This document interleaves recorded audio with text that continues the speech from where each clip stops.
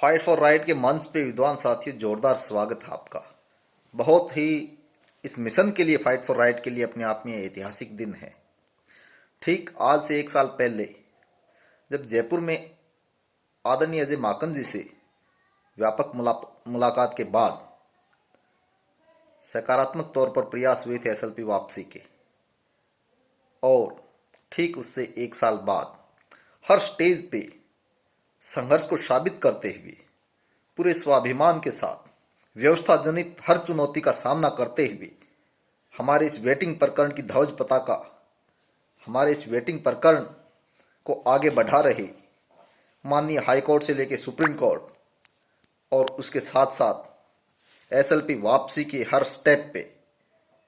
हमारे इस मिशन की ध्वजा के वाहिका के रूप में पूरे बुलंद हौसले के साथ आगे बढ़ते हुए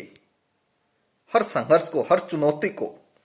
इवन यहां तक कि डिस्ट्रिक्ट लेवल पर जो व्यवस्था जवाब दे चुकी है,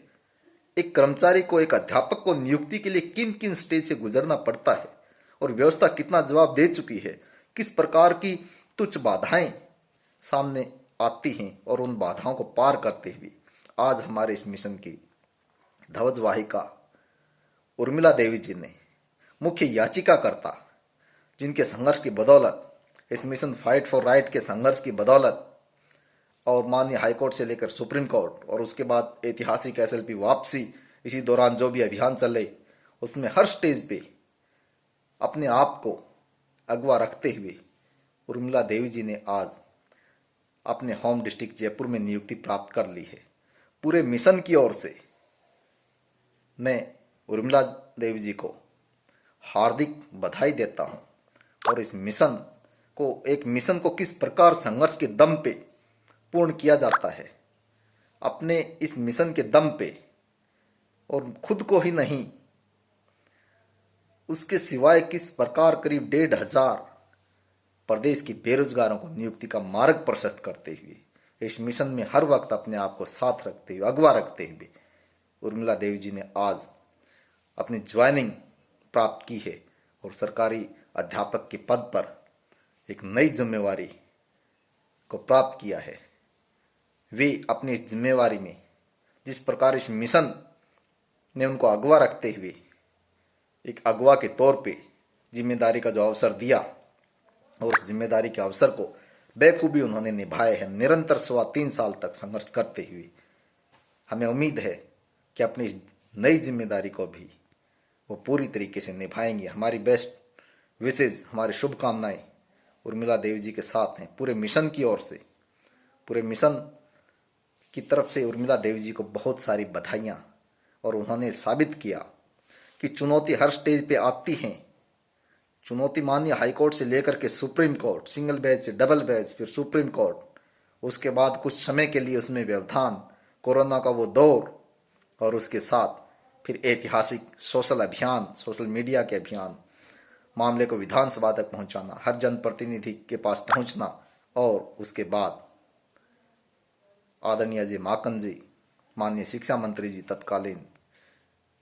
आदरणीय मुख्यमंत्री महोदय, कितनी बार सीएमओ में अपनी इस पीड़ा को रखना और पूरे स्वाभिमान के साथ ज्वाइनिंग तक पहुंचना। मिशन के बहुत साथी हर बाधा को सहन नहीं कर पाए, इस मिशन को छोड़ते भी चले गए। बहुत से साथियों ने सिद्धांतों से समझौता किया, किसी भी प्रकार से ज्वाइनिंग को तवज्जो दी और जो व्यवस्था जनित जो चुनौतियां थी उनका सामना नहीं कर पाए। लेकिन उर्मिला देवी जी ने जरूर नियुक्ति में और अभ्यर्थियों के बजाय 3 महीने लेट हुए हैं, और जिला स्तर पे जो चुनौतियां पेश आई उन चुनौतियों को पार करने में भी 1 महीना जरूर एक्स्ट्रा लगा है। लेकिन हर नाजायज जो बाधा थी उसको पार किया है, स्वाभिमान के साथ पार किया है, नियुक्ति तक पहुंचे हैं। और किसी भी प्रकार के जो व्यवस्था के लोगों ने, विशेषकर पहले ही आगाह किया था कि जो नीचे के स्तर के जो लोग हैं, जो अपनी कलम चलाते हैं और उच्च अधिकारियों को गुमराह करते हैं, उन बाबू लोगों के साथ भी संघर्ष करते हुए और पूरे सकारात्मक तरीके से हर चुनौती को पार किया। और आज वो दिन आया और आज छुट्टियों के इस दौर में भी ज्वाइन करके अपने आप को साबित किया हमें बहुत खेद है कि जयपुर की वो टीम जो हमें मजबूत नजर आया करती थी, अंतिम अभ्यर्थी के तौर पे उर्मिला देवी जी ने सबको नियुक्तियां दिलवा करके ज्वाइनिंग पाई है, और बाकी दो चार को छोड़ करके संघर्ष के वो साथी मैदान छोड़ते नजर आए। लेकिन उर्मिला देवी जी अपने स्टैंड पे खड़ी रही और फाइट फॉर राइट के जो मजबूत साथी थे वो साथ देते नजर आए। जरूर संगति सफलता के इस दौर में एक ज्वाइनिंग के बाद अपने स्वार्थ से वशीभूत होकर के कमजोर हुई, लेकिन अपने आप को स्वाभिमान के साथ साबित किया। विशेष तौर पे मेरा ये संदेश आज उर्मिला देवी जी की सफलता के ऊपर, उनके नियुक्ति के सिग्नेचर होने के बाद केवल और केवल उर्मिला देवी जी के संघर्ष के ऊपर है। लेकिन फिर भी बहुत सारे मैसेज प्रदेश के बेरोजगारों के आ रहे हैं, तो आपके प्रयास भी थोड़ी थोड़ी संगतियां आपकी बनने लगे हैं जो वंचित हैं उनकी। थोड़ा थोड़ा मैं प्रोग्रेस देख रहा हूं इस हफ्ते भर से कि वो साथी थोड़ा एकजुट होने लगे हैं, उनके मैसेज भी बहुत आए हैं। और यदि वो भी उर्मिला देवी जी की तरह मजबूती के साथ मिशन के साथ रहे और अपने स्वार्थों को एक साइड में रख करके एक मिशन को सफल बनाने की ओर समर्पित हुए, तो निश्चित तौर पे उनको भी सफलता मिलेगी। किसी भी प्रकार से घबराने की जरूरत नहीं है। तो एक बार पुनः ये बहुत बड़ा दिन आज इस मिशन के लिए, मिशन फाइट फॉर राइट के लिए आया है, और संघर्ष की ध्वज पताका, ध्वज वाहिका जिसने 7 जनवरी 2019 को जिनके हक में माननीय या जिनके पक्ष में वेटिंग सूची प्रकरण में माननीय हाईकोर्ट की सिंगल बेंच ने आदेश दिया, ठीक एक साल बाद 7 जनवरी 2020 को माननीय हाईकोर्ट की खंडपीठ से, डबल बेंच से सफलता मिली। उसके बाद जून लास्ट तक, जून 2020 तक लगातार संघर्षरत रहे कि किसी प्रकार से यह एसएलपी माननीय सुप्रीम कोर्ट में ना जाए। फिर वो एसएलपी चली गई, चुनौती पेश आई, तो पूरे स्वाभिमान, शिद्दत, मजबूत इरादों के साथ उसका सामना किया गया मिशन फाइट फॉर राइट की ओर से। जो ही कोरोना के दौर में माननीय हाईकोर्ट और सुप्रीम कोर्ट में कार्रवाइयां प्रभावित होने लगी, सुनवाइयां बंद हो गई, तो पुनः हमने अपना स्टैंड वापस सरकार के उच्च नुमाइंदों तक पहुंचाने का प्रयास जारी रखा। और उस प्रयास में जो ही 23 नवंबर 2020 को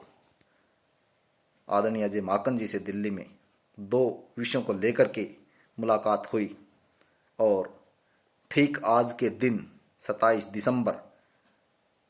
2020 को आदरणीय अजय माकन जी ने जयपुर में पीड़ित अभ्यर्थियों की मौजूदगी में यह आश्वस्त किया कि ये प्रकरण आपका बेहद वाजिब है और इसका समाधान सकारात्मक तौर पे करवाया जाएगा। यदि एसएलपी दायर हुई है तो भी उसको वापस करवाया जाएगा। उसी की परिणति में लगभग 6 महीने और लग गई, लेकिन पूरे मिशन ने मजबूत इरादों के साथ अपने लक्ष्य की तरफ ध्यान रखा, और तत्कालीन शिक्षा मंत्री महोदय ने बेहद संजीदगी दिखाते हुए आदरणीय अजय माकन जी ने जो ही फाइल उनको सौंपी, तो बड़ी मजबूती के साथ माननीय मुख्यमंत्री तक पीड़ित बेरोजगार की आवाज को पहुंचाया, और यह एसएलपी वापसी हुई। एसएलपी वापसी के बाद सूची जारी हुई। सूची जारी होने के बाद अंग्रेजी के अभ्यर्थियों को 27 जिले और साइंस मैथ के अभ्यर्थियों को 3 जिले आवंटित हुए।